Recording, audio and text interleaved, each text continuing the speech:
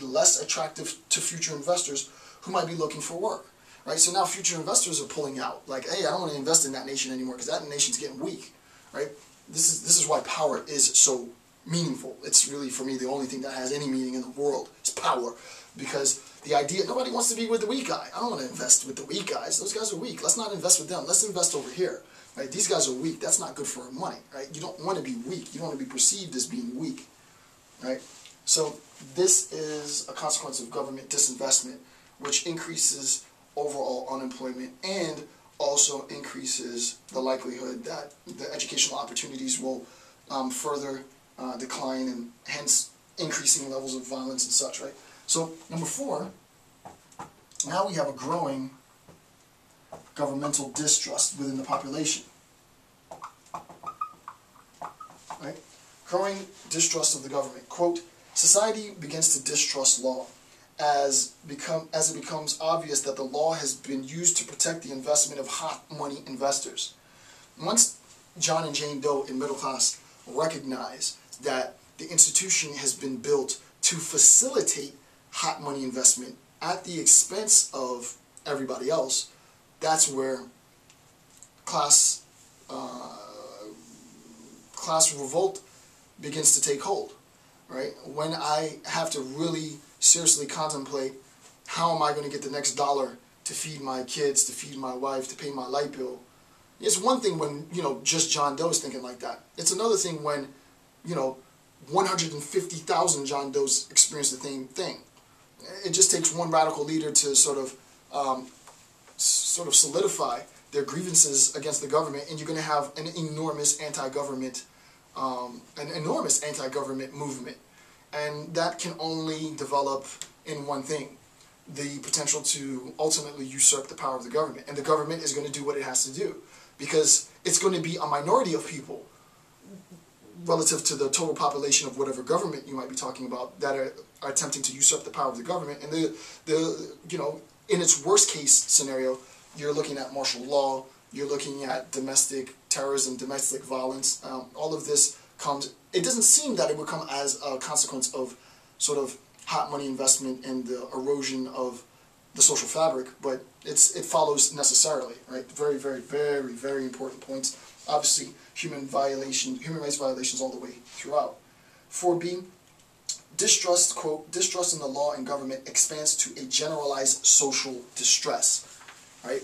As a conflict resolutionist, it's important to recognize that this increased social distress will be incentivized, and this is what we just saw in Britain.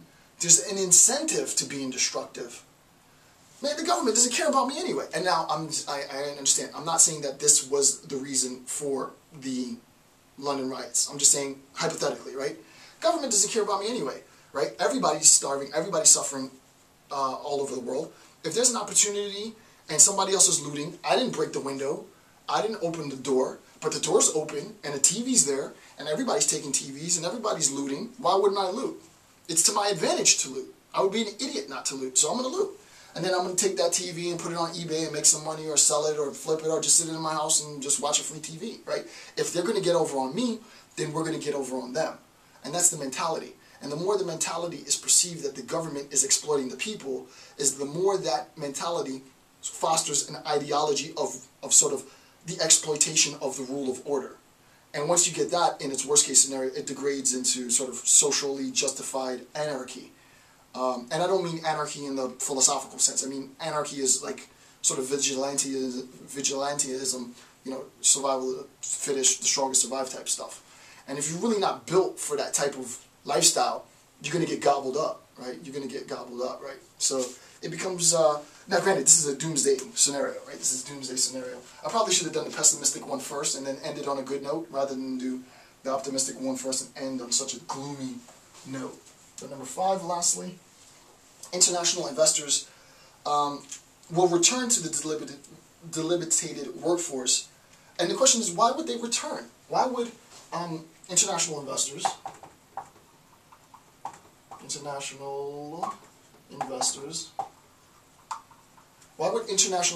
want to return? Think of it like this. I invest hot money. The government facilitates my investment. I essentially because I have gorged myself on so much capital surplus, effectively stopped or greatly reduced the flow of capital within the internal economy of society. That has led to the confiscation of collateral that was put up by small business owners, which has stopped the employment of new people and ultimately ended up in the closing of the small business and all their employees. All that tax revenue that was otherwise generated is now lost. Since that tax revenue is lost, the government disinvests in the population, specifically civil services. Teachers are fired. Educational cuts are made. Health resources are diminished. Now the population is in a very destabilized, more impoverished, less educated stance, and that smells like an opportunity for exploitation. The Eye of Sauron is now focused back on that country A, and it says, hey, guess what? We're back. We'd like to invest. Oh, you would like us to invest like we did before? Well, that's ridiculous. Look at the class of your people. They're not educated anymore. They're willing to work for half what I paid you before. If you're really hungry, you'll work for half. And if you don't agree to work for half what I was paying before, then I'll just take my money elsewhere. Politicians turn to the citizenry and the population. Hey, are you guys willing to work for half? My point is, and I know this is going to rub people the wrong way, they better say, yeah, they are willing to work for less than they were willing to work for before. Because if they say no and they go back, the international investors aren't going. This is inevitable, people, right? If you think about a pessimistic worldview, so the idea that I'm going to be prideful and I will only work for X and I will only do the job X, right? Well, you aren't in dire enough circumstances. And on a global scale, internationally, when global capitalism now sees an emerging market, right? Once that focus is now on an emerging, hey, I can reinvest with the same population that I invested in before, but pay half the money that I received and make even more return, that's what's going to happen, right? So it ends up being a weaker labor force, less educated labor force, a labor force devoid or nearly devoid of union representation, hence sort of the de-unionization of quote-unquote America, right?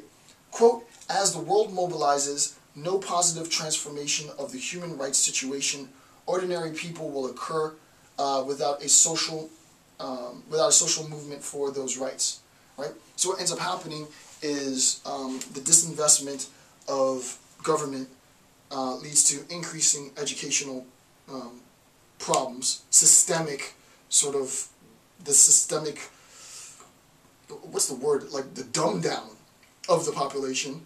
And insofar as that happens, you can see that the population is going to become more aggressive, more violent.